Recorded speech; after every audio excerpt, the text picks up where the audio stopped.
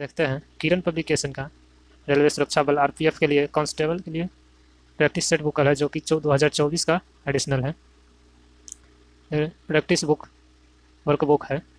तो चलिए आज का सेट लगाते हैं। आज का सेट है, सेट नंबर 7 है, जो कि 6 तक देख चुके थे पिछले वीडियो में। मॉडल प्रैक्टिस सेट है जिसमें 35 रीजनिंग, 35 है रीजनिंग रहता है क्वेश्चन इसमें, 35 गणित अंक रहता है और 50 सामान्य ज्ञान रहता है। तो आज सामान्य ज्ञान, इस वीडियो में सामान्य ज्ञान का ही प्रश्न आंसर देखेंगे, प्रश्न और उसका हल देखेंगे। सामान्य ज्ञान का, सामान्य जानकारी का ही देखेंगे। ये रहा उसका। तो सामान्य जानकारी का पहला क्वेश्चन ये रहा। इसमें कहता है मध्य भारत में उभरे सतनामी आंदोलन का उद्देश्य क्या था। ये पूछ रहा सतनामी आंदोलन का उद्देश्य। तो इसका ऑप्शन नंबर हो जाएगा, ऑप्शन नंबर 1, चमड़ा श्रमिकों की सामाजिक स्थिति में सुधार करना। ये जो थे, इसकी स्थापना किया था गुरु घासीदास ने किया था, जो चमड़े के काम करने वालों कारीगरों के बीच में काम करते थे। उन्होंने ही इसकी शुरुआत की है आंदोलन की, ताकि वो सब जो मजदूर था उसकी स्थिति में सुधार की जा सके, इसीलिए आंदोलन चालू हुआ था। अगला प्रश्न है भारत में कृषि आय को मापने के लिए किस पद्धति का उपयोग किया जाता है। तो इसका सही ऑप्शन है व्यय पद्धति का, ऑप्शन नंबर 1। अगला प्रश्न चलिए देखते हैं। भारत में राष्ट्रीय आय का अनुमान सर्वप्रथम किसने लगाया था।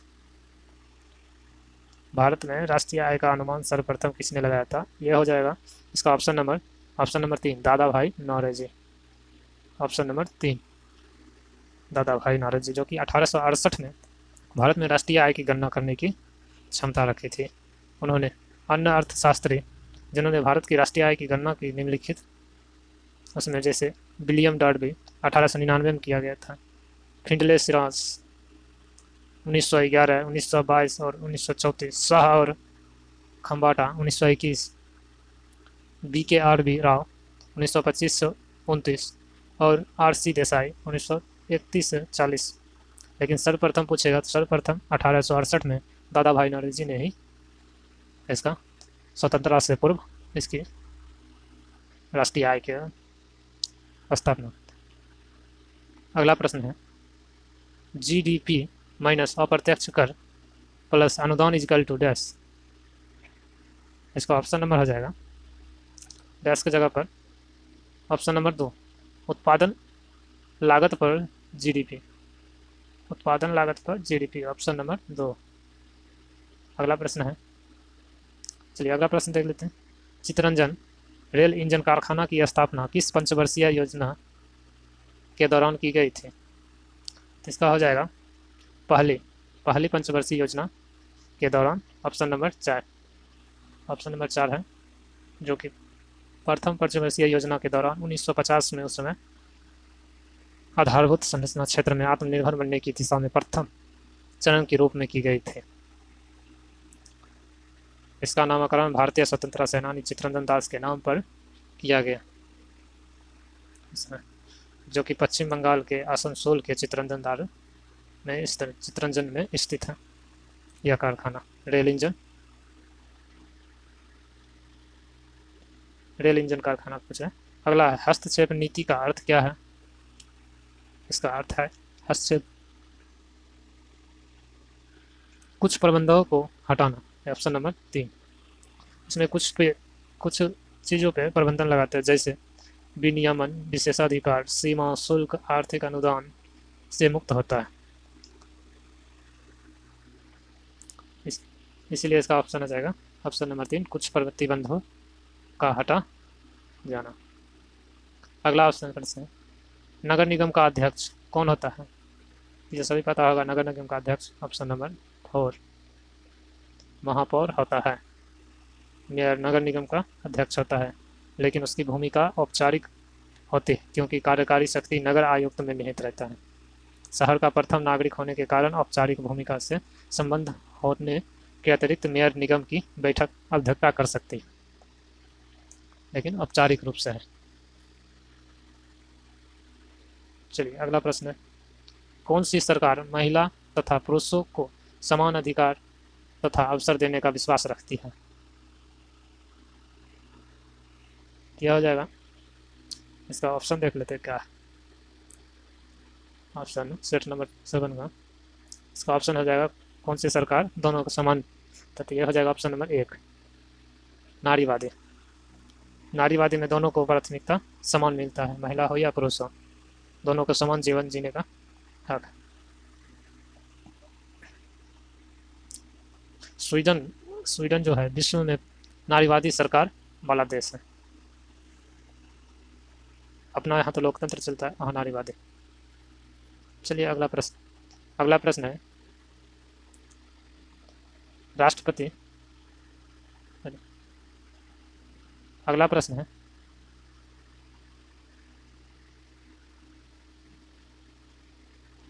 है, राष्ट्रपति पद में स्थिति में उपराष्ट्रपति अधिकतम कितनी अवधि के लिए राष्ट्रपति के तौर पर कार्य कर सकता है? यह हो जाएगा 6 महीने के लिए। अगर राष्ट्रपति का पद खाली रहेगा तो उसके जगह पर उपराष्ट्रपति 6 महीने के लिए। अगला प्रश्न देखते हैं। सारे ये आ गया, कुछ ज़्यादा है, आगे बढ़ गया। चलिए इसमें अगला प्रश्न है यहीं पर। अगला प्रश्न है, किस राज्य सरकार ने ग्राहक सेवा बिंदुओं के माध्यम से बैंकिंग सेवाएं प्रदान करने के लिए आमा बैंक लॉन्च किया गया है? यह हो जाएगा उड़ीसा सरकार, ऑप्शन नंबर 2। उड़ीसा के मुख्यमंत्री नवीन पटनायक ने ग्राहक सेवा बिंदु यानी CSP के माध्यम से बैंकिंग सेवा प्रदान करने की लिए आमा बैंक लॉन्च किया।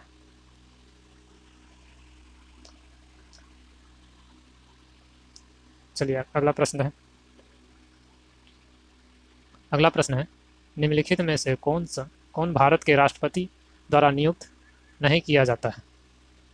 तो यह हो जाएगा ऑप्शन नंबर 1। भारत के उपराष्ट्रपति जो है ये निर्वाचित एक सदस्य है और ये सब राष्ट्रपति के द्वारा नियुक्त किया जाता है, ऑप्शन नंबर 1 इसका। चलिए अगला प्रश्न देखते हैं, निम्नलिखित में से किस अनुच्छेद में इंडिया को भारत कहा गया है? तो यह हो जाएगा अनुच्छेद 1,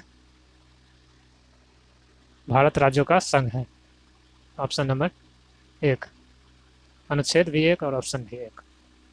अगला प्रश्न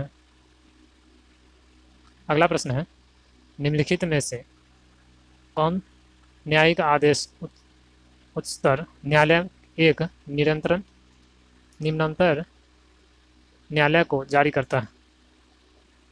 इसमें पूछ रहा न्यायालय को कौन सा आदेश जारी करता है? यह हो जाएगा प्रतिषेध।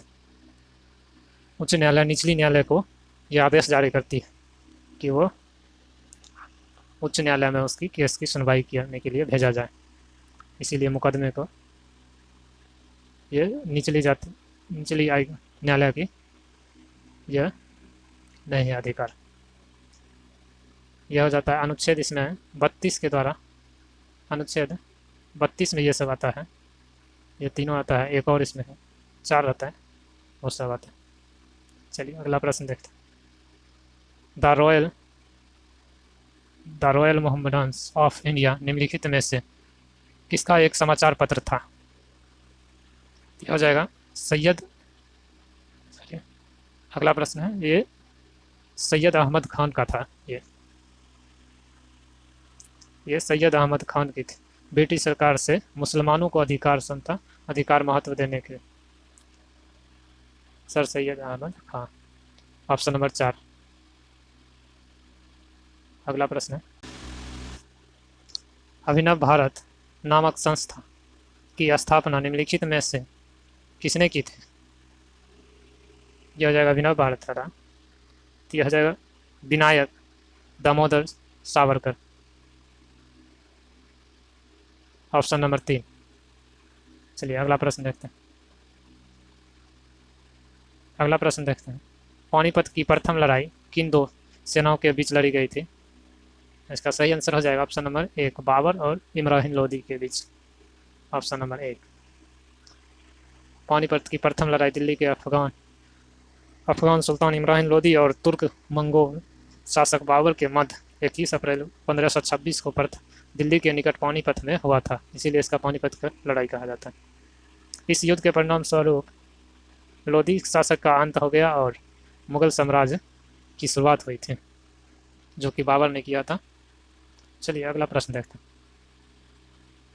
अगला प्रश्न है, निम्नलिखित में ऐतिहासिक घटनाओं को काल क्रमानुसार व्यवस्थित करें। कहता है ये तीनों का काल क्रमानुसार। यह हो जाएगा, सबसे पहले हुआ था बंगाल विभाजन। सबसे पहले बंगाल का विभाजन हुआ था, जो कि भारत के वायसराय था करजन के द्वारा 7 जुलाई 1905 को किया गया था। और उसके बाद बंगाल विभाजन के बाद हुआ था ये चंपारण सत्याग्रह 1917 में। और उसके बाद जलियांवाला हत्याकांड हुआ था 1919 में, 13 अप्रैल 1919 को। तो इसका ऑप्शन हो जाएगा 2, 1, 3, ऑप्शन नंबर 3। पहले ये 2, 1, 3, ऑप्शन नंबर 3 हो जाएगा इसका। हम इस हत्याकांड को अमृतसर हत्याकांड से भी जाना जाता है, जलियांवाला हत्याकांड को। चलिए अगला प्रश्न। चलिए, निम्नलिखित में से कौन सी सभ्यता अपने नगर नियोजन के लिए प्रसिद्ध था? तो इसका सही ऑप्शन हो जाएगा ऑप्शन नंबर 1, सिंधु घाटी सभ्यता नगर नियोजन के लिए प्रसिद्ध था, जो कि हड़प्पा संस्कृति की प्रमुख विशेषता थी। प्रत्येक शहर 2 भागों में विभाजित था। ऊंची भूमि पर बने किले के शासक वर्ग और पुरोहित वर्ग निवास करते थे। किले की तिलहटे से समाज के व अन्य वर्गों की बस्तियां फैली हुई थी। मोहनजोदड़ो, हड़प्पा और कालीबंगा की शहर इसी योजना पद्धति पर आधारित था, सिंधु घाटी सभ्यता का। चलिए अगला प्रश्न। अगला प्रश्न है, निम्नलिखित में से कौन कुओं से सिंचाई के लिए उपयुक्त है? कुआं से सिंचाई के लिए कौन सा उपयोग है? तो यह हो जाएगा कौन सा क्षेत्र? महानदी और डेल्टाई क्षेत्र, ऑप्शन नंबर 4। ओडिशा मुख्यतः एक कृषि राज्य होने के कारण सिंचाई उद्देश्य के लिए नदी के जल का प्रयोग करता है। सिंचाई की प्रचुर सुविधा के साथ महानदी का डेल्टा क्षेत्र अत्यधिक उपजाऊ है। इसी विशेषता के कारण इस क्षेत्र में लोगों की घनी आबादी भी निवास करती है। नदी को जो किनारा वाला भाग रहता है, वहाँ उपजाऊ ज़्यादा ही रहता है उस क्षेत्र। अगला प्रश्न, निम्नलिखित में से किस ग्रह को घूर्णन अक्ष अत्यधिक झुका हुआ है? तो यह हो जाएगा, इसका सही आंसर हो जाएगा ऑप्शन नंबर 2। अरुण जो है अत्यधिक 98 डिग्री पर झुका हुआ है, जो कि बृहस्पति 3 डिग्री पर और पृथ्वी 23.5 डिग्री पर झुकी हुई है। और ये अरुण 98 डिग्री 98, मतलब 2 ही डिग्री ये सीधा है, बाकी इसे लेटा हुआ ग्रह भी कहा जाता है। अगला प्रश्न, तटीय क्षेत्र के निकट डैश के कारण दिन के समय भूमि पर तापमान कम हो जाता है? चलिए इसका ऑप्शन हो जाएगा ऑप्शन नंबर 3, थल और समुद्र समीर दोनों। थल और समुद्र के कारण, ऑप्शन नंबर 3, दोनों के कारण होता है। अगला प्रश्न है, निम्नलिखित में से कौन सा शहर पोटोमैक नदी के घाट पर स्थित है? इसका ऑप्शन हो जाएगा Washington DC, option number 4। Washington DC Potomac नदी के तट पर स्थित है। नदी का दक्षिणी किनारा वाशिंगटन और वर्जीनिया की सीमा का निर्माण होता है। इसकी 2 प्रमुख सहायक नदियां हैं, एनकोरिस्टिया नदी और रॉक क्रीक। वाशिंगटन डीसी अमेरिकी पूर्वी तट के मध्य अटलांटिक क्षेत्र में स्थित है। चलिए अगला प्रश्न, किन 2 नियंत्रण देशांतरों के बीच समय का अंतर कितना होता है? इसका ऑप्शन नंबर हो जाएगा 3, ऑप्शन 4 मिनट का अंतर होता है। पृथ्वी को 360 डिग्री की काल्पनिक देशांतर रेखाओं में विभाजित किया गया है। अब 360 डिग्री को 24 घंटे के दिन से विभाजित किया जाता है। परिणाम स्वरूप 4 मिनट प्रति देशांतर रेखा या 60 डिग्री इजकल टू 24 घंटे, अतः 1 घंटा equal to 15 minute. 15 degree 1 degree equal to 4 minute. चलिए अगला प्रश्न है, निम्नलिखित में से किसे जीवन का भौतिक आधार माना जाता है। चलिए इसका प्रश्न, कौन सा भौतिक का जीवन आधार है, तो यह हो जाएगा ऑप्शन नंबर 4, जीव द्रव्य प्रोटोप्लाज्म।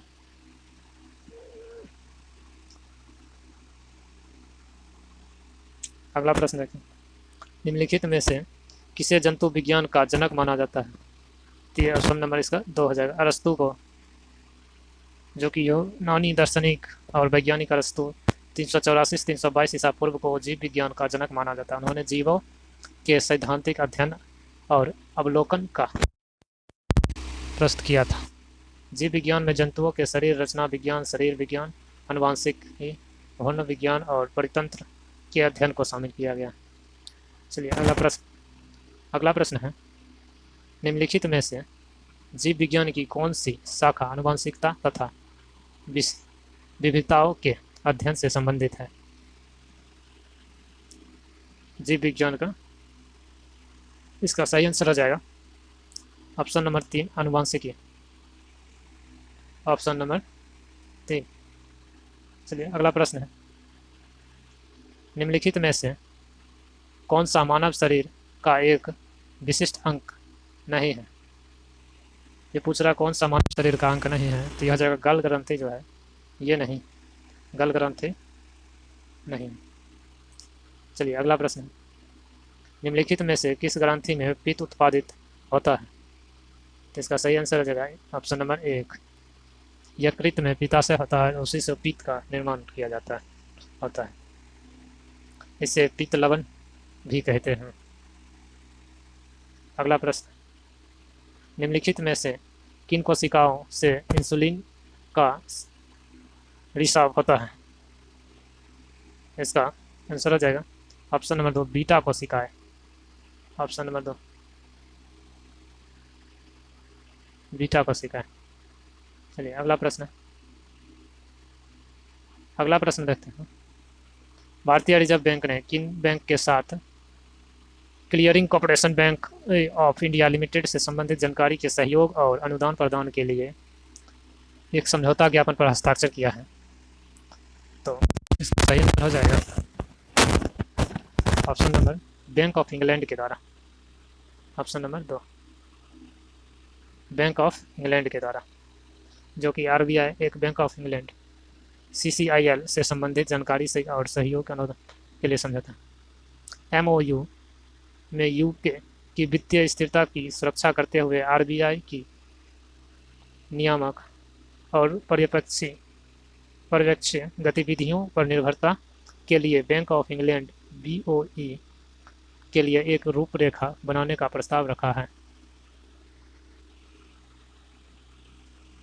चलिए अगला प्रश्न, जब एक बस अचानक से चलती है तब बस में बैठे यात्री पीछे की ओर गिरने के लिए प्रवृत्त होते हैं, यह घटना का उदाहरण है।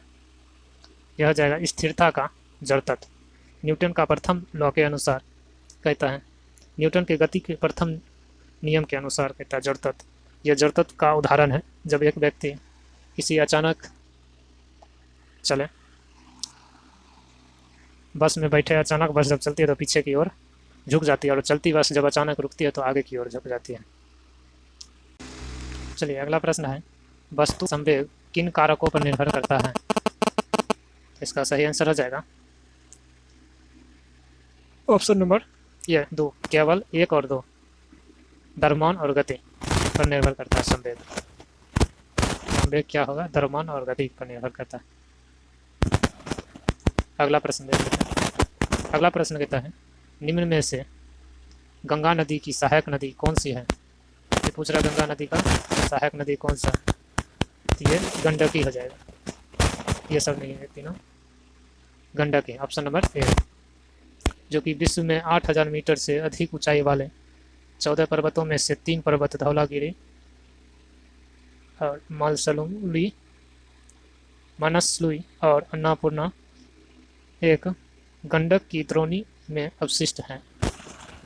नेपाल में यह नदी हिमालय के द्वारा अपने गहरे घाटी मार्ग और विशाल जल विद्युत संभावना के लिए प्रसिद्ध है। चलिए अगला प्रश्न कहता है निम्नलिखित में से किसका प्रयोग कंप्यूटर में डेटा तथा निर्देश प्रविष्ट करने के लिए किया जाता है। इसका सही आंसर हो जाएगा इनपुट डिवाइस का। डाटा इधर उधर करना, कहीं भी निकालना रखना इनपुट डिवाइस के द्वारा किया जाता है। चलिए अगला प्रश्न है निम्नलिखित में से किसकी संचय क्षमता सबसे अधिक है। सबसे अधिक हो जाएगा, देखिए किलो KB, किलोबाइट MB, यह होगा मेगाबाइट, गीगाबाइट GB और टेराबाइट TB। पहले ये तब ये तब ये। इसका देखिए समझिए कैसे होता है। इसमें सबसे छोटी इकाई होता है 8 बीट से 1 बाइट बनता है और 1 किलोबाइट में 1024 बाइट होते हैं। 1 मेगाबाइट में 1024 किलोबाइट होते हैं और 1 गीगाबाइट में 1024 मेगाबाइट होते हैं, जबकि 1 टेराबाइट में 1024 गीगाबाइट होते हैं। इससे ये बनता है, इससे ये और इससे ए। चलिए अगला प्रश्न देखते हैं। इसका ऑप्शन देख लिए, ऑप्शन नंबर ये है, ऑप्शन नंबर 3 होगा सही, सबसे ज़्यादा क्षमता वाला टेराबाइट। अगला प्रश्न है किसे इंदिरा गांधी शांति पुरस्कार 2022 से सम्मान किया गया है। यह हो जाएगा इसका ऑप्शन नंबर 4 हो जाएगा, जिसमें 2 और 3 मेडिकल विभाग को भरते हैं, जो कि कोरोना काल में ये सब सहयोग के कारण इसे पुरस्कार दिया गया। चलिए अगला प्रश्न है सोडियम कार्बोनाइट्रेट निम्नलिखित में से किसका रासायनिक नाम है। यह हो जाएगा बेकिंग सोडा कार्बोनेट के लिए, बेकिंग सोडा के लिए ऑप्शन नंबर 1। हाँ ठीक है, ऑप्शन नंबर 1। अगला प्रश्न है एक परमाणु द्रव्यमान संख्या को कैसे निर्धारित किया जाता है। इसका हो जाएगा ऑप्शन नंबर 3 कुल प्रोटॉन तथा न्यूट्रॉन की संख्या को जोड़कर, ऑप्शन नंबर 3। अगला प्रश्न है निम्नलिखित में से कौन सी अभिक्रिया सूर्य से विपरीत होने वाली ऊर्जा मुख्य कारक है। इसका ऑप्शन देख लेते हैं क्या है। यह हो जाएगा ऑप्शन नंबर 2 इसका नाभिकीय विलयन। जैसे सूर्य में कहता है नाभिकीय संलयन होता है हाइड्रोजन को हीलियम से, उसी प्रकार नाभिकीय विलयन। अगला है वन महोत्सव निम्नलिखित में से किससे संबंधित है। यह हो जाएगा ऑप्शन नंबर 2 इसका 10 का वृक्षारोपण से 1950 में शुरुआत किया गया था। अगला प्रश्न समुद्र तट के निकट नमकीन पानी में उगने वाले पौधों को क्या कहते हैं। इसे लवण मृदो भित भद कहते हैं, मृदो भद, ऑप्शन नंबर 1। चलिए अगला प्रश्न है किस IIT की एक शोध टीम ने पंजाब में सतलज नदी की रेत में इलेक्ट्रॉनिक उपकरणों के निर्माण में इस्तेमाल होने वाले एक दुर्लभ धातु टेटेलम की उपस्थिति का पता लगाया है। यह हो जाएगा IIT रोपर, ऑप्शन नंबर 2। इनके टीम ने ही सतलज नदी के किनारे पे, जो कि इसका सिविल इंजीनियरिंग विभाग में सहायक प्रोफेसर है डॉक्टर रेशमी सेबेस्टियन की अध्यक्षता वाली एक टीम है, जो कि टेटेलम एक कठोर चमकदार संक्रमण धातु है जो अत्यधिक संक्रमण प्रतिरोध होता है। केंद्रीय खान मंत्रालय 2020-21 की वार्षिक रिपोर्ट ने इसे 12 महत्वपूर्ण और राजनीतिक खनिजों में से एक के रूप में पहचाना है। चलिए अगला प्रश्न RAW का पूरा नाम क्या है। ये पूछ रहा RAW का पूरा नाम क्या है। यह हो जाएगा research and analysis wing, option number 4 RAW। इस एजेंसी की स्थापना 1968 में की गई थी। इस एजेंसी का मुख्य कार्य विदेशी सूचना प्राप्त करना, आतंकवाद के विरुद्ध कार्यवाही करना, फॉरेन जनसंख्या वृद्धि को नियंत्रित करने वाले उपायों को प्रोत्साहन देना, भारतीय नीति धारकों को सलाह देना और भारत के विदेशी रणनीतियों हितों को मजबूती प्रदान करना, यह सब इसका कार्य है। चलिए अगला प्रश्न देखते हैं।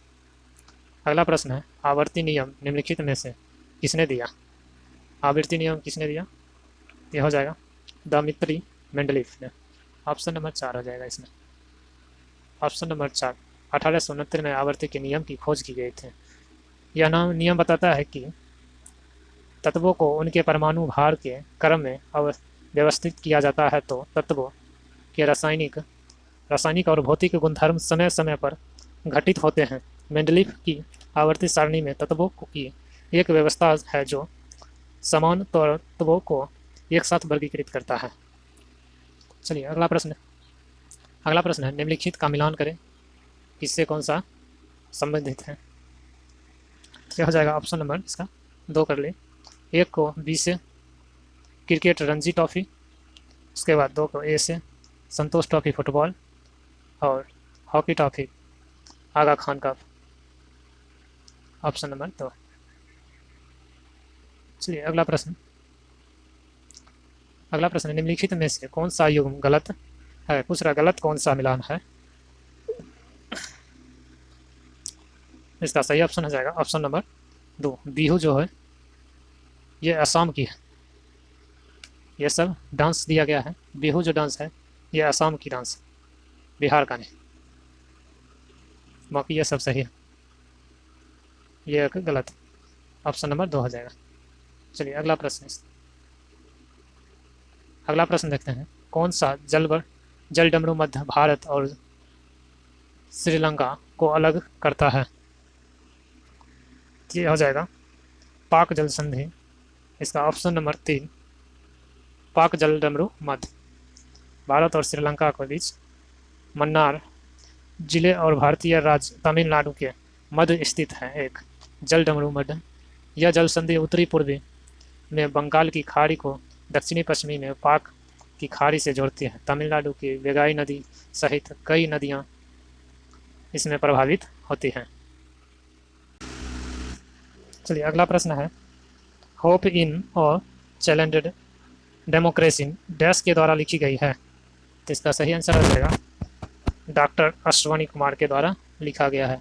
इस पुस्तक को अप्रैल 2017 में पूर्व प्रधानमंत्री मनमोहन सिंह द्वारा नई दिल्ली में जारी किया गया था। अश्वनी कुमार एक भारतीय राजनीतिक और न्यायवादी है। अगला प्रश्न है लोहे पर जंग लगना एक सामान्य उदाहरण है किसका। यह हो जाएगा रासायनिक परिवर्तन का उदाहरण है, लोहे पर जंग लगना। चलिए अगला प्रश्न है भारत के 44वें ग्रैंड मास्टर कौन बने। यह हो जाएगा वैशाली रमेश बाबू। ऑप्शन नंबर 4 वैशाली रमेश बाबू।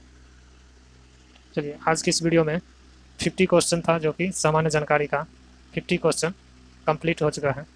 अब नेक्स्ट वीडियो में अगला सेट देखेंगे, सेट नंबर नेक्स्ट वीडियो में 8 आएगा। आज के लिए इतना ही।